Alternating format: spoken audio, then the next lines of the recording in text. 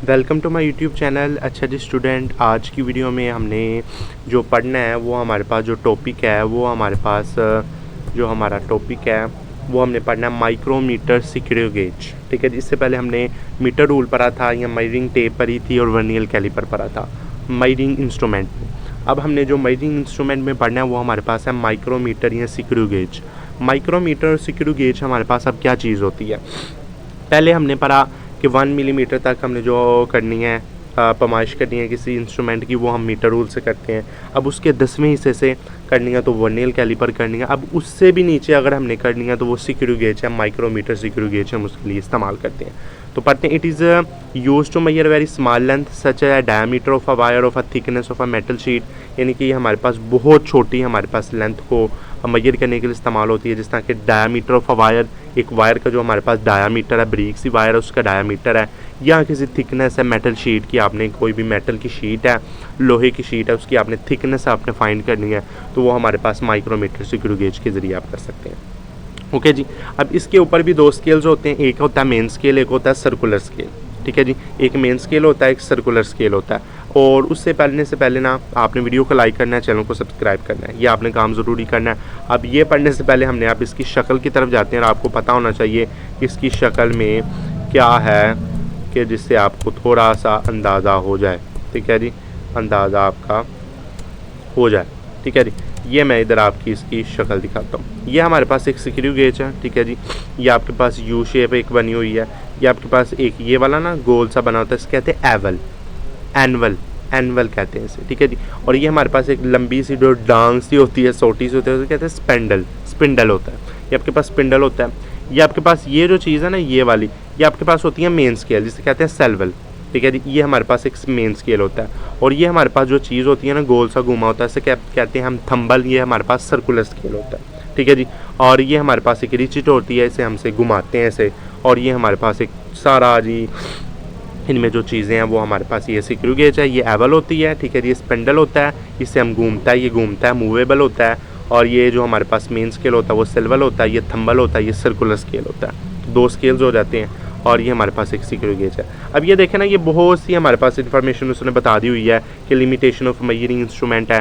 अगर आप देखते हैं मेजरिंग टेप देखते हैं और उसकी जो लीस्ट अकाउंट वो 1 मिलीमीटर होता है, मीटर रूल का 1 मिलीमीटर, क्योंकि मीटर रूल और मेजरिंग टेप एक चीज़ होती है। वर्नियर कैलिपर का 0.1 मिलीमीटर होता है। अब माइक्रोमीटर स्क्रू गेज का 0.01 मिलीमीटर होना है, यानी कि 0.1 मिलीमीटर से भी छोटा 0.01 मिलीमीटर। और ये तार के डायमीटर, और ये हमारे पास क्या इस्तेमाल करता है, मेटल शीट की थिकनेस। अब दो चीज़ें होनी है, एक आपके पास क्या है ना, मेन स्केल होना है ऑन दिस सेल्वल, सेल्वल के ऊपर एक मेन स्केल होना है जिसके ऊपर जो रीडिंग होती है वो 0.5 मिलीमीटर होती है। कितनी रीडिंग होती है इसकी? 0.5 मिलीमीटर होती है। ठीक है जी। अब एक सर्कुलर स्केल होता है, थंबल होता है, जिसके ऊपर 50 डिवीजन्स लगी होती है। ठीक है ना, ये देखें ना, ये आपके पास ये जो चीज़ है, ये सेल्वल, ये मेन स्केल है, इसके ऊपर 0.5 की होनी है। ठीक है ना, ये 0.5 होनी है। अब ये जो चीज़ है ना, इसके ऊपर 50 डिवीजन होनी है, ये 50 हिस्सों में इसको तकसीम किया जाना है थंबल को, सर्कुलर स्केल को। ओके जी, अब ऊपर आए, वो कहता है कि सम इंस्ट्रूमेंट में have many main scale marking of 1 millimetre. किसी के ऊपर हमारे पास मेन स्केल के ऊपर जो मार्किंग होती है वो 1 मिलीमीटर होती है, और 100 उसकी जो डिवीजन होती है वो थंबल पर होती है, यानी सर्कुलर स्केल के ऊपर है। ये ज़्यादातर नहीं होता है, ज़्यादातर 0.5 और 50 वाला ही होता है। ठीक है ना, तो ये दो होते हैं, फिर 0.5 और 50 डिवीजन वाले, और 1 मिलीमीटर और 100 डिवीजन वाले ये भी होते हैं, पर ये इतने एडवांस होते हैं, ज़्यादा ही होते हैं। पर आजकल 0.5 और 50 डिवीजन वाले चल रहे हैं। उसके बाद देखिए, one the thimble make an complete turn. एक जब थंबल आपका जो उसको घुमाते हैं, बंद करते हैं, तो वो कंप्लीट चक्कर आपका कर लेता है। तो स्पेंडल वो मूव करता है 0.5 मिलीमीटर, यानी कि 0.5 अपने स्केल से 0.5 आगे जाता है। अगर आप ये है ना थंबल है, इसको स्पेंडल को आप अगर आप बंद कर दें, टर्न ऑफ कर दें, तो आपके पास जो ये इसकी जो रीडिंग है वो 1 मिलीमीटर या 0.5 मिलीमीटर आगे चले जाएगी। तो उसको बंद कर रहे हैं, ठीक है ना, वो आगे चले जाएगी। ठीक है जी।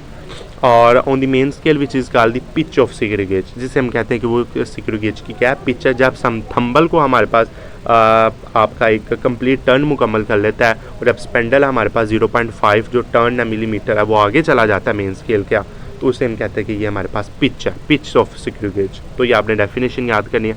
अब आपने लीस्ट अकाउंट इसका निकालना है तो आपने उसकी पिच देख लेनी है, 0.5 मिलीमीटर उसकी पिच होगी और उसके ऊपर जो सर्कुलर स्केल पर डिवीजन्स होगी वो 50 होगी और इसका जो लीस्ट अकाउंट होगा वो 0.01 मिलीमीटर हो जाएगा। ओके जी, 0.5 इसकी मिलीमीटर इसकी पिच हो जाएगी और 50 इसका हमारे पास सर्कुलर स्केल पर डिवीजन्स हो जाएंगी और 0.01 मिलीमीटर इसका लीस्ट अकाउंट हो जाएगा। ये सारा देख लिया अब तक कि हमारे पास screw gauge, micrometer screw gauge 0.01 millimetre की रीडिंग लेता है। 2 स्केल होते हैं, एक मेन स्केल होता है जो सेल्वल पर होता है 0.5 मिलीमीटर उस पर रीडिंग होती है, एक सर्कुलर स्केल थंबल पर होता है जो 5 डिवीजन्स होती हैं उनको।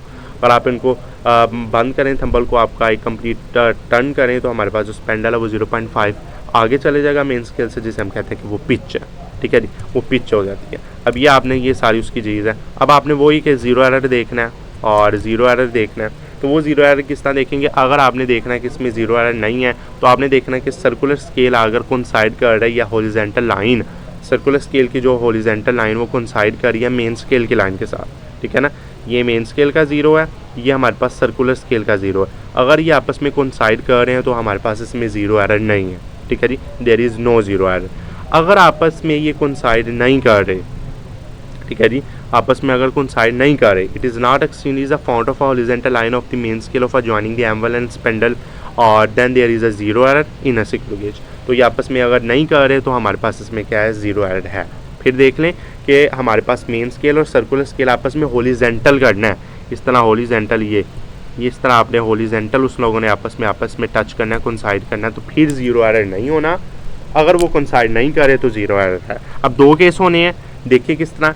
If the zero of the circular scale is above of horizontal line, अगर हमारे पास ज़ीरो स्केल है वो अबव हो जाएगा हॉरिजॉन्टल लाइन, ये हमारे पास हॉरिजॉन्टल लाइन है, इससे अबव आ जाएगा, सॉरी बिलो आ जाएगा।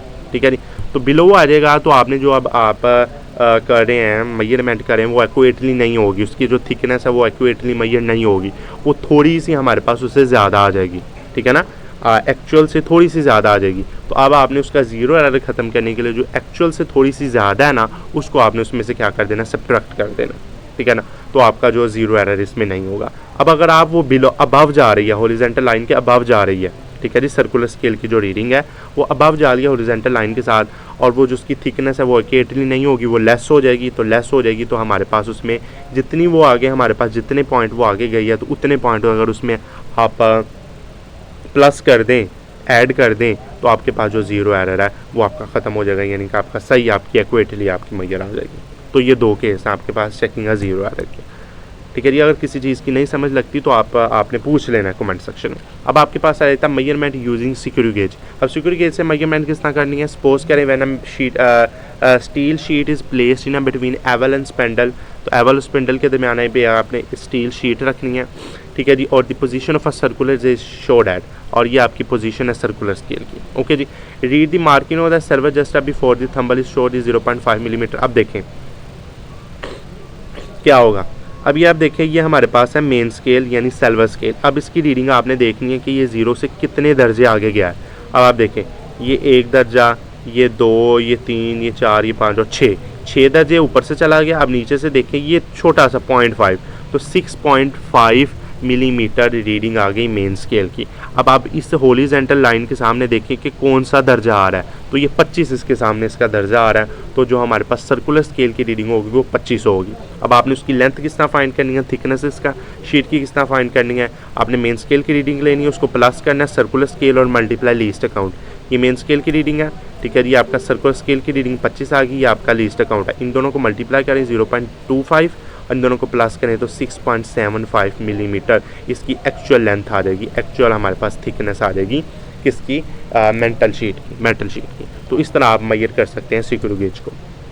ठीक है जी, इस तरह आप यूज़ कर सकते हैं। ओके जी, और अब हम आगे जो अगले टॉपिक में पढ़ेंगे, पहले तो हमने लेंथ के बारे में पढ़ा था, लेंथ मेजरिंग इंस्ट्रूमेंट। अब हम पढ़ेंगे मैस मेजरिंग इंस्ट्रूमेंट, कि हमने मैस को किस तरह मेजर करना है, वो कौन कौन सी चीज़ें होती हैं, वो इंशाल्लाह अगली वीडियो में पढ़ेंगे। आपने वीडियो को लाइक करना है, चैनल को सब्सक्राइब करना है, ताकि मेरी हर आने वाली वीडियो आप तक आसानी पहुँचती रहे। और इंशाल्लाह अगली वीडियो में मुलाकात होगी। अल्लाह हाफिज़।